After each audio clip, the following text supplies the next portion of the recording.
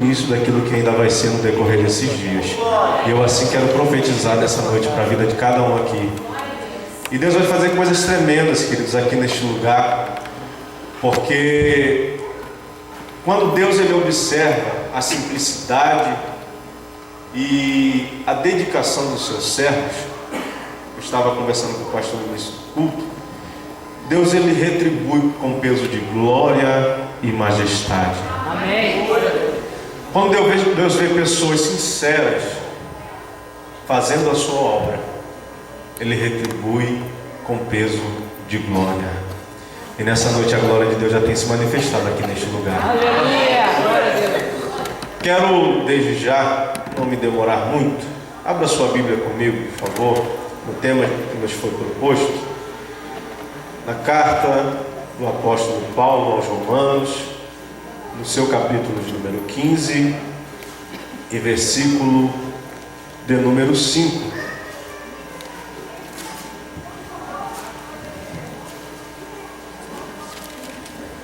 Para quem não me conhece, o pastor já me apresentou, mas eu me chamo Marcos Gomes. Fui membro durante 10 anos da Assembleia de Deus de Jardim Primavera, do pastor Wilson de Farias. Mas como mês que vem, no dia 14, eu vou me casar, e o meu sogro é pastor presidente da Igreja Evangélica Congregacional do Campinho, lá em Jacarepaguá. Eu fui membrado lá mês passado, estou lá fazendo a obra de Deus. Noivo da missionária Jéssica, que também é membro lá, é filha do pastor. E peço a oração dos irmãos para que Deus possa abençoar o nosso casamento. Quantos vão orar pelo pregador? Amém. Amém. Não é muita gente que vai orar não, pastor. Não é muita gente que vai orar não. Perguntar de novo, a gente não entendeu. Quantos vão orar pelo pregador? Agora meu casamento vai ser abençoado. Aleluia. Carta de Paulo aos Romanos, capítulo 15, apenas o versículo de número 5. Eu vou estar lendo uma vez e peço à igreja que repita. Minha versão de repente possa ser um pouco diferente. Diz assim: ora, o Deus da paciência e da consolação vos conceda o mesmo sentir de uns para com os outros, segundo Cristo Jesus. A igreja. Ora, o Deus da paciência e da consolação vos conceda o mesmo sentimento uns para com os outros, segundo Cristo Jesus. Amém. Vamos orar nessa noite. Reclina a tua cabeça em nome de Jesus. Querido Senhor, nessa noite em que nos colocamos diante de Ti, eu quero Te louvar, Te engrandecer, porque a Tua presença é real aqui neste lugar. Os nossos corpos, Deus, a nossa carne treme diante da Tua presença nessa noite, porque ela é real aqui neste lugar. E eu quero glorificar ao Senhor, Deus, porque o Senhor nos tem dado mais uma oportunidade de Te adorar, de estar em Tua casa. E agora, Espírito Santo, uma vez mais eu quero Te pedir que o Senhor use estes lábios, Pai, para transmitir a Tua palavra a este povo, Pai, que está sedento por ouvir a Tua voz. Fica conosco nessa noite, abençoe as nossas vidas, é o que eu Te peço, Deus, com ações de graças no nome de Jesus, em nome de Jesus, amém. Todos podem se assentar, adorando o nome do Senhor. Glória a Jesus. Queridos, nós estamos essa noite diante de um tema muito bonito, um texto muito maravilhoso, em que o apóstolo Paulo ele tem a preocupação de apresentar à igreja de Jesus Cristo algo que foi marca no ministério de Jesus. O apóstolo Paulo, nesse versículo que nós acabamos de ler, não somente neste versículo, mas no contexto remoto e no contexto imediato desse mesmo versículo, nós vamos entender que Paulo estava preocupado com um assunto na igreja: a unidade do povo de Deus. Isto é um assunto muito importante, ainda mais no século em que nós vivemos, século XXI, pleno 2013, onde vivemos uma sociedade individualista, onde vivemos dias em que pessoas cada vez mais são amantes de si mesmos, em que estão preocupadas apenas com seus próprios problemas, é que estão preocupados apenas em fazer bem a si próprios, mesmo vendo a dificuldade do seu irmão, mesmo vendo a dificuldade de um amigo, mesmo vendo a dificuldade de alguém que está ao seu lado, quem sabe no emprego, quem sabe na faculdade, ou no curso, ou até mesmo dentro de sua própria casa.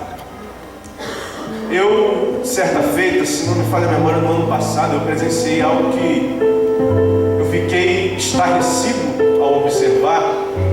Trabalhei numa empresa de informática, em que, quando eu cheguei na casa da cliente para instalar o computador, mexer no computador da cliente, eu perguntei a ela, chegando a casa, dei bom dia. Ela, bom dia, entre. Eu falei, onde está o computador onde eu vou mexer? Ah, é o computador da minha filha. Eu falei, aonde está? Ela, calma aí que eu vou falar com ela. Ela pegou o seu notebook, abriu o MSN e chamou a filha pelo MSN. Fiquei observando aquilo. A menina trouxe o computador, não me deu um bom dia, não falou nada com a mãe, me entregou o computador e voltou para o quarto. Naquela hora o Espírito Santo falou no meu coração, meu filho, assim está a minha igreja. A falta do contato, do calor humano, tem dividido a minha igreja. E a divisão, queridos, ela traz sérios problemas para a igreja. Porque se nós estivermos divididos, Jesus certa feita dizendo aos seus discípulos que o reino dividido, ele não pode subsistir. E se Jesus disse que o reino dividido não pode subsistir, como a igreja do Senhor, ela poderá enfrentar os problemas que o inimigo coloca diante dela, se ela estiver dividida? Nessa noite eu venho como profeta de Deus para a sua vida, para te dizer que Deus, Ele quer unir essa igreja em amor, em comunhão, em paz, santidade. E eu gostaria de compartilhar algumas coisas essa noite, porque às vezes nós até ajoelhamos e oramos, pedimos a Deus, Deus, faz-nos um. Quando na verdade essa oração está completamente errada. Jesus, Ele não vai nos fazer um. Ele já nos fez através da sua morte. Ele já nos fez um. Nós é que precisamos nos manter um para morarmos no céu. E quando nós observamos esse texto que nós lemos, Paulo, ele fala em forma de oração que o Deus de paciência e consolação vos conceda um sentir uns para com os outros. Na Bíblia Sagrada, a todo tempo, Jesus ele veio falando aos seus discípulos para que eles pudessem amar um ao outro como a si mesmo. Nós vamos observar na parábola do bom samaritano, Jesus ensinando aos seus discípulos a não somente cuidar daquele que eles amavam, porque quando nós existem pessoas que só ao olhar, nós nos identificamos com ela.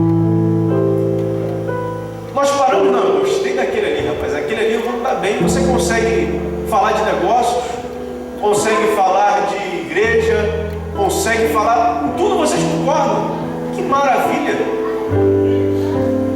Mas aí é que está o difícil. Jesus ele manda nós amarmos não só aquele que nos ama, mas aqueles também que não nos amam. E ele fala para nós sermos um, não só com aqueles que concordam conosco, mas com aqueles que também não concordam. Porque seria muito fácil estar perto de alguém que concorda comigo. Seria muito fácil amar alguém que concorda em tudo comigo. Mas agora, quando alguém discorda daquilo que eu estou falando, queridos, o velho homem às vezes quer se levantar. E o mais interessante é que Jesus nunca discriminou, nunca falou dos discípulos que eles não teriam pensamentos diferentes, porque somos cabeças pensantes, somos homens e mulheres diferentes, culturas diferentes, criações diferentes, mas aí é que está o segredo.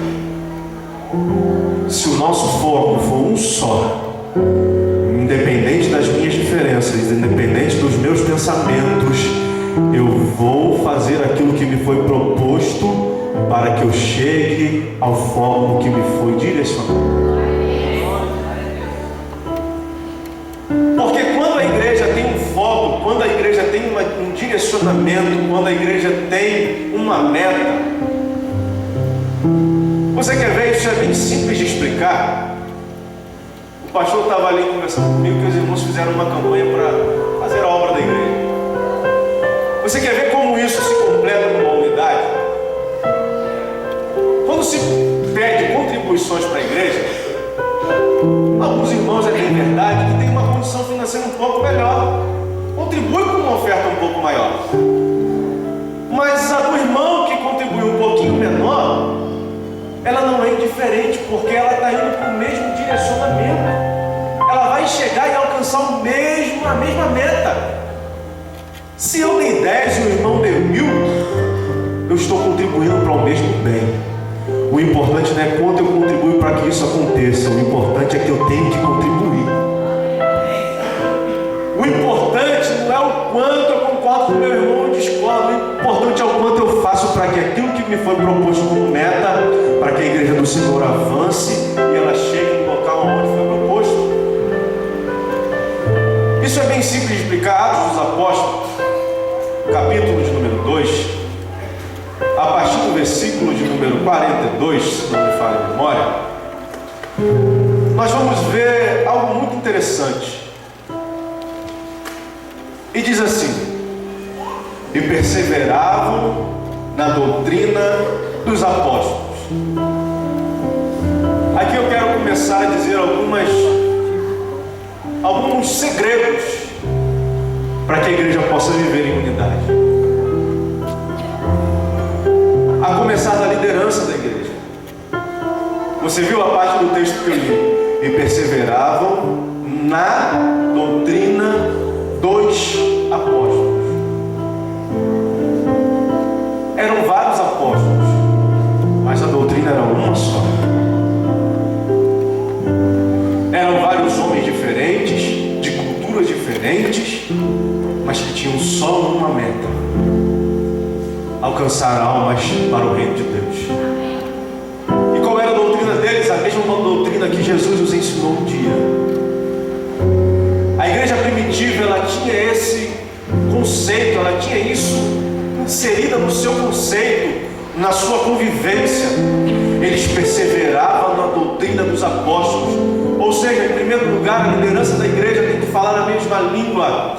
Se o pastor da igreja, ele propôs uma meta debaixo de oração, os obreiros da igreja devem abraçar a causa junto com o pastor. Os líderes de departamentos têm que abraçar a causa junto com o pastor, porque se você fizer isso, querido, a igreja ela jamais vai ser vencida e vai se cumprir aquilo que Jesus disse no Evangelho de Mateus, capítulo de número 16, versículo 18: e edificarei a minha igreja e as portas do inferno não prevalecerão contra ela. Porque o ministério unido, o ministério falando a mesma língua, a igreja vai junto. A igreja acompanha, queridos. A igreja vai. Mas agora, se o pastor dá uma palavra, se levanta com o obreiro para tentar ir contra o pastor, queridos. Primeiro, eu quero te dizer, você pode sofrer grandes consequências. Segundo, você pode estar incentivando outras pessoas a se levantar contra o pastor. E isso não é bom. Agora me fale onde está escrito, mas a Bíblia diz um versículo muito interessante: obedecei a vossos pastores, porque estes velam pelas suas almas. E quando nós obedecemos, o princípio da unidade é obediência. O princípio da unidade é obedecer aquilo que está sendo pregado, aquilo que está sendo falado por intermédio do pastor. Porque o pastor é o grande homem de Deus que Deus colocou à frente da igreja. Quantos concordam com isso nessa noite? Então o princípio da unidade está na obediência. E se o ministério fala a mesma língua, debaixo da autoridade do pastor, não tem igreja, não tem como se desunir. E continua o versículo: e na comunhão, e no partir do pão, e nas orações. Versículo de número 43. Em cada alma havia temor. Aqui um outro segredo. Se a igreja tem temor, a igreja tem unidade.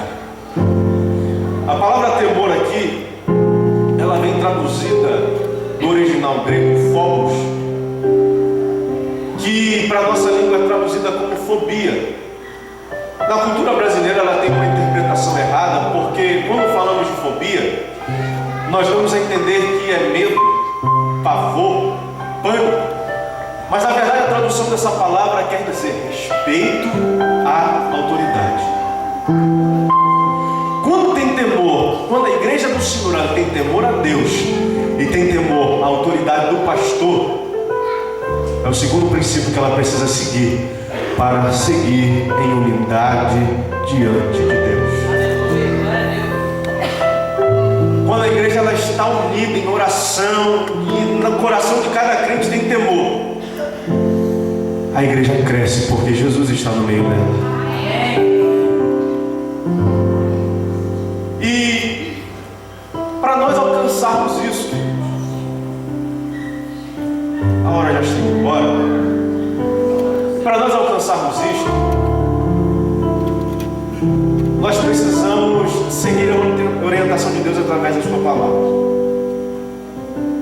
Um versículo que me chama muita atenção, que fala sobre unidade, encontra-se registrado na carta aos Hebreus, no capítulo de número 12, versículo de número 14, que diz assim: segui a paz por todos e a santificação, sem a qual ninguém verá o Senhor. Esse versículo ele faz tremer a minha alma, porque ele fala seguir a paz em primeiro lugar. E se nós olharmos o original grego dessa palavra paz, o original hebraico shalom, significa não tendo nada em falta. E do grego erene, que significa não ter nada em falta e nada quebrado em seus relacionamentos. Isso é muito interessante. Ou seja, para eu seguir a paz com todos, os meus relacionamentos eles têm que estar estreitados, eles têm que estar entrelaçados. O cordão de 3 dobras dificilmente se quebrará. Entende? Eu penso uma coisa, você pode pensar outra, mas se nós nos unirmos e formos um, nós estaremos seguindo a paz com todos. Nós estaremos fazendo aquilo que Deus determinou para que a sua igreja vivesse: a paz e a santidade. Quando nós fazemos isso, queridos, Deus ele se agrada disso. Você quer ver uma coisa? Eu não sei se isso acontece aqui, mas eu já passei por alguns momentos desses. Na hora de escolher o uniforme que a igreja vai usar, se faz uma reunião e se coloca à disposição qual será a cor, qual será o tema. Cada um escolhe uma cor. Se depender das mulheres, sempre vai ser rosa, vermelho ou alguma coisa bem exuberante. E elas querem sempre mais sofisticado. Se depender dos homens, vai ser sempre mais simples: uma camisa branca com algum escrito. Mas você vê que quando chega num comum acordo, quando chega no resultado final, você vê que sempre agrada a todo mundo. Mas quando não, queridos, isso causa confusão, isso causa discórdia.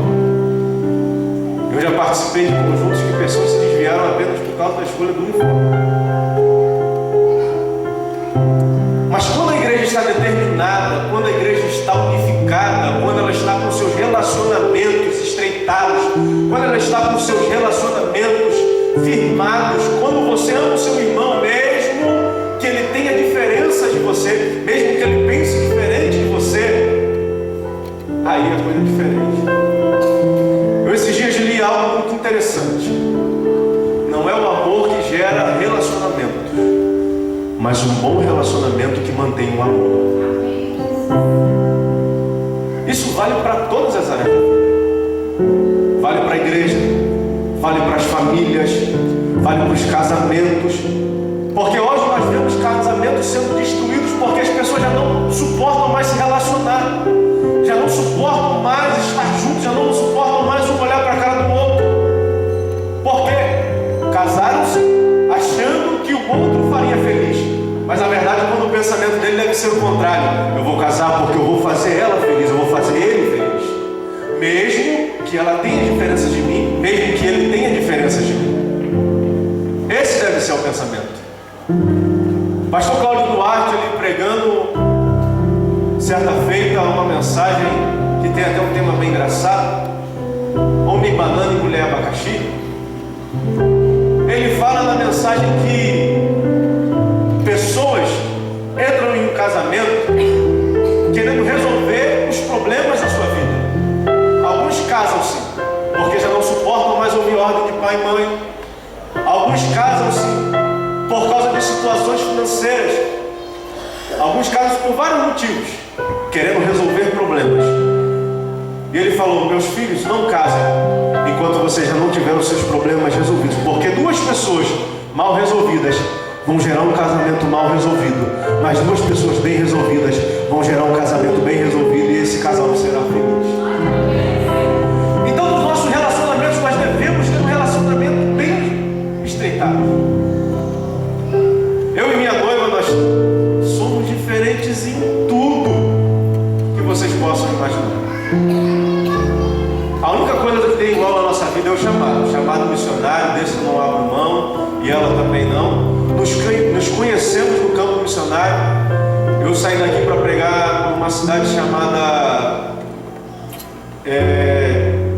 agora eu não me lembro o nome, onde foi em Minas Gerais, e ela também, com um grupo de pessoas, foi fazer missões na mesma cidade. Nos conhecemos lá, eu morando aqui em Primavera, ela lá em Jacarepaguá, e lá nos conhecemos, oramos durante um ano e fomos nos conhecendo. Quando vimos, começamos a namorar, estamos noivos há um ano, e se Deus quiser, dia 14 de setembro do mês que vem nós estaremos nos casando para a glória de Deus.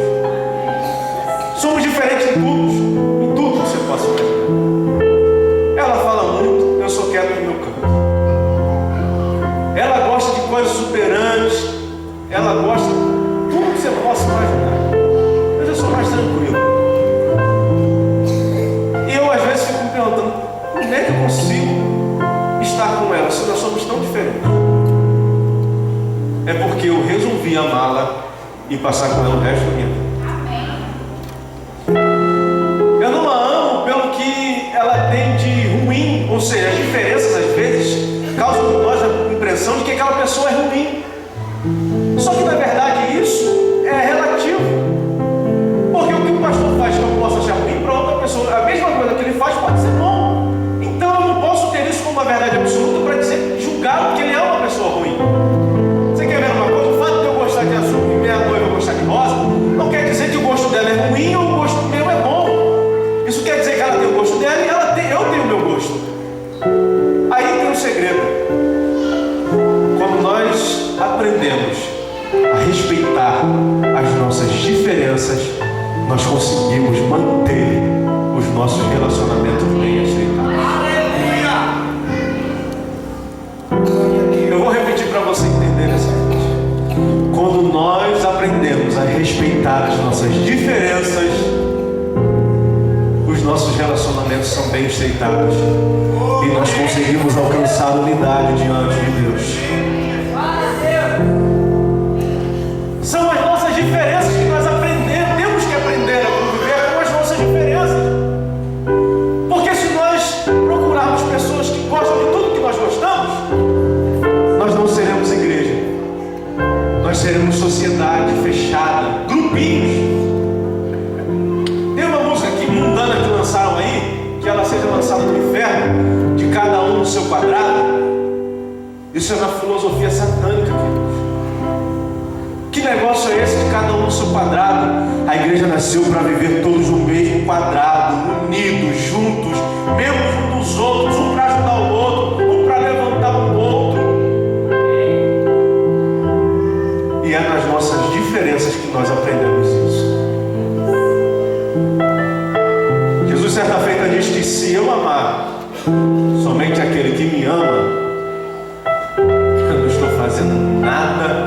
para agradar o Reino de Deus. E Deus essa noite me trouxe aqui para profetizar na tua vida e para te dizer que você precisa aprender a respeitar a diferença do teu irmão. Você precisa aprender a respeitar o gosto do seu irmão. Você precisa aprender a respeitar. E você que se julga tão melhor que o seu irmão, aí mesmo que você tem que aprender a respeitar. Porque a Bíblia fala que o maior servirá o menor. Se você se julga tão maior, tão melhor, tão mais importante, aí mesmo que você será cobrado, porque você como maior tem que respeitar o menor. E o irmão Samuel deu um texto aqui que eu também gosto muito, Salmo de número 133. Mas com bom e com suave é que os irmãos vivam em união. É como um óleo que desce sobre a barba de Arão.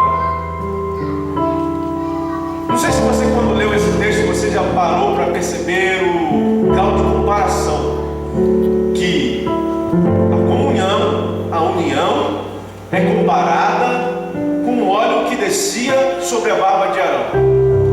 Quando parei para ler esse texto, eu falei, o que isso quer dizer? Por que a comunhão é comparada com o óleo que desce sobre a barba de Arão? Por quê? Aí eu fui pesquisando lá no livro de Levítico, quando nós vamos ver a separação, quando Deus ordenou a Moisés para separar os filhos de Arão. Deus manda Moisés derramar o azeite sobre a vida de Arão, para quê? Para os santificar. Quando nós estamos em comunhão, Deus ele santifica a sua igreja. E uma igreja santa, queridos, uma igreja lavada e remida no sangue de Jesus, ela alcança vitórias, ela alcança milagres sobrenaturais, ela vive os prodígios. Você vai ver que lá no versículo 43 de Atos, capítulo número 2, que em cada um havia temor, muitos prodígios e sinais eram feitos por intermédio dos apóstolos. Por quê? Porque havia unidade, milagres acontecem. E não para só por aí, lá no Salmo número 133 ele continua. E é como um orvalho que desce sobre os montes. Se você parar para analisar, para que serve a descida do orvalho sobre a terra? O orvalho ele dá para regar a terra, para que a terra possa produzir o seu mantimento. Então nessa noite, se eu posso comparar, e Deus me autoriza a fazer isso, por uma palavra profética para a tua vida, a unidade da igreja, ela traz provisão de Deus para o seu povo. Eu acho que você não entendeu nessa noite. A unidade da igreja, ela traz provisão de Deus para o seu povo. Porque o orvalho traz provisão, ela traz crescimento de mantimento. Então mantimento eu entendo como provisão. Deus essa noite está dizendo para mim e para você que a unidade da igreja, ela traz provisão. Sabe como que essa igreja vai alcançar as metas propostas? Sabe como que essa igreja vai alcançar os objetivos? Sabe como que essa igreja vai alcançar aquilo que é a visão da liderança dessa igreja? É quando houver unidade. Deus vai mandar provisão, Deus vai mandar, Deus vai enviar, um milagre vai acontecer e vocês vão ver a história dessa igreja mudada, porque a glória do Senhor está sobre este lugar. Quando há unidade, coisas acontecem, queridos. Coisas acontecem. E eu quero encerrar nessa noite dizendo que o Espírito Santo de Deus está aqui. Eu gostaria de convidar você nesse momento a refletir e a pensar. De repente você falou alguma coisa que chateou o seu irmão, que entristeceu. Quem sabe nas preparações nós sabemos que quando nós vamos organizar um congresso, nós somos homens, somos falhos, a adrenalina fica a 1000 por hora, o sangue fica quente,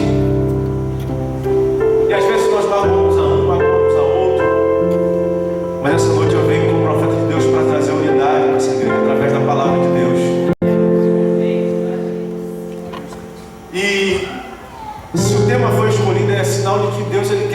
algo extraordinário aqui nessa noite. Unidade e foco em Cristo. Se todos estivermos unidos, com a mesma meta, com o mesmo foco, com o mesmo alvo, Jesus vai fazer milagres aqui nessa noite. Amém. Quantos precisam de milagres de Deus sobre a sua vida nessa noite? Com a permissão do pastor, eu gostaria de convidar a igreja a se colocar de pé, em nome de Jesus. Aonde está sentado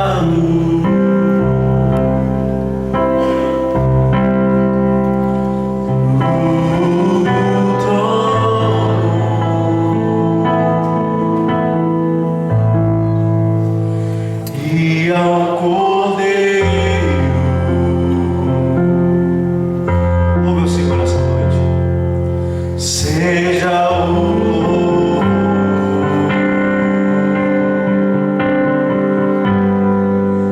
ao que está sentado,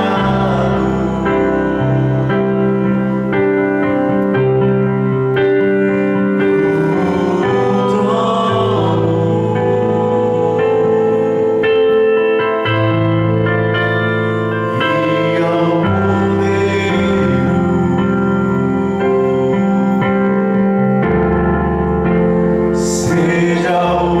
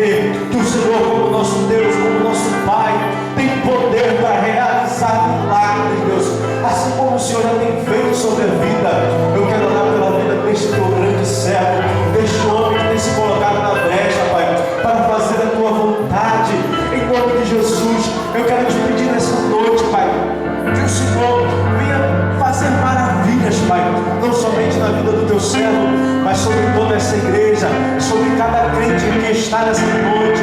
Abençoe, Senhor, cada um que tomou essa atitude, Pai, de unidade, de comunhão, de ousadia e fé, Deus, diante da Tua presença, Pai. Mesmo nas diferenças, que a Tua igreja possa estar unida num só propósito, num só direcionamento, Pai, para a glória do Teu nome, Senhor. Abençoe esse povo, Pai, em nome de Jesus. E as palmas adoram o nome do Senhor, glorifica o nome do Senhor nessa noite. E agradecemos a oportunidade. Muito obrigado, pastor. Que Deus abençoe essa igreja.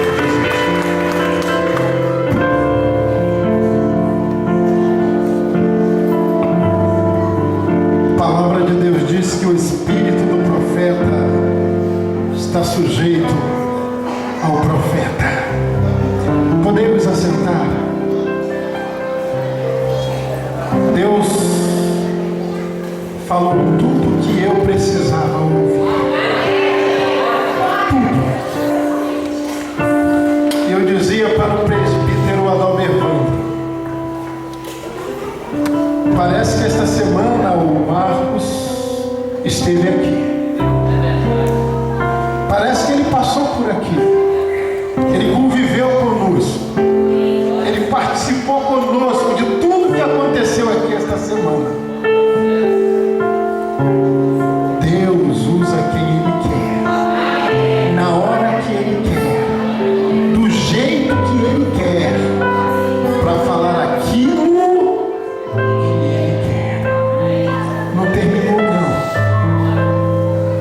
Quero fazer um apelo a você, em nome de Jesus, com todo respeito, mas Satanás precisa ser derrotado através desse congresso. Tivemos algumas diferenças,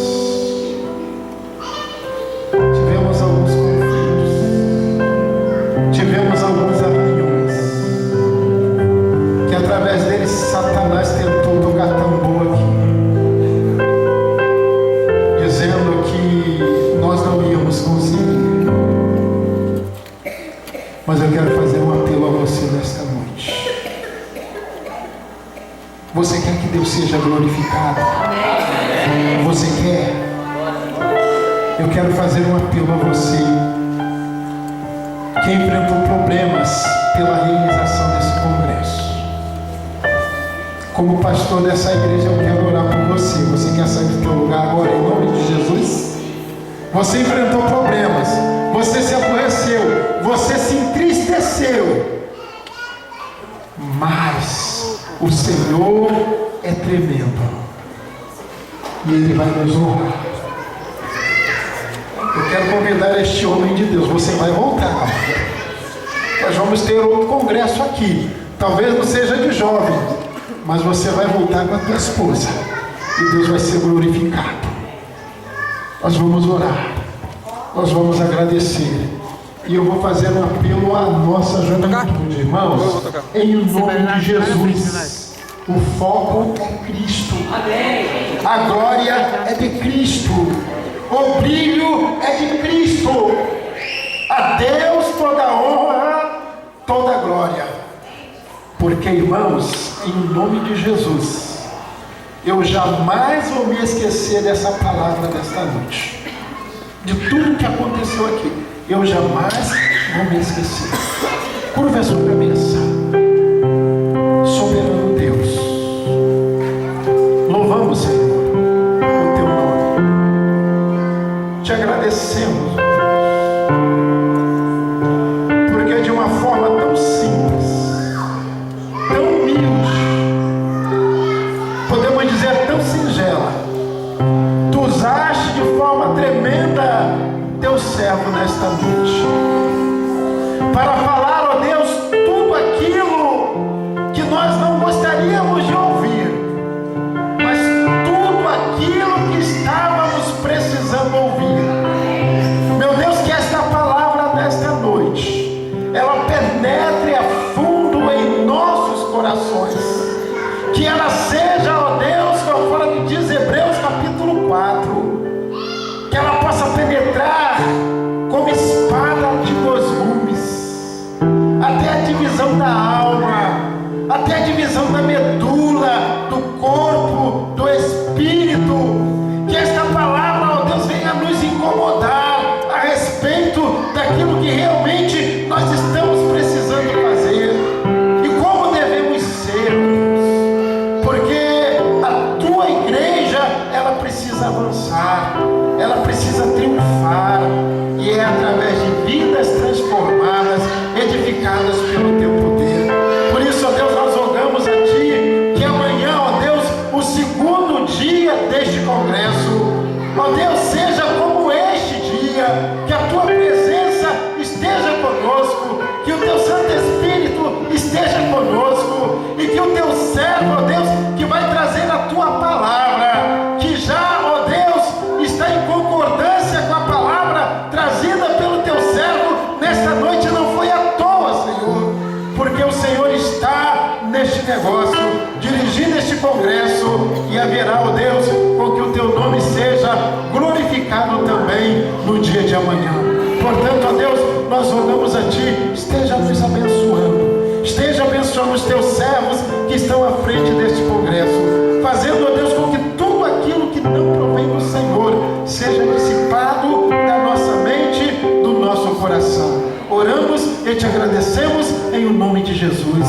Amém. Que Deus nos abençoe. Poder sentar, Lúcio Mota estará louvando ao Senhor e nós estaremos fazendo encerramento. Lúcio Mota. Quero convidar a igreja.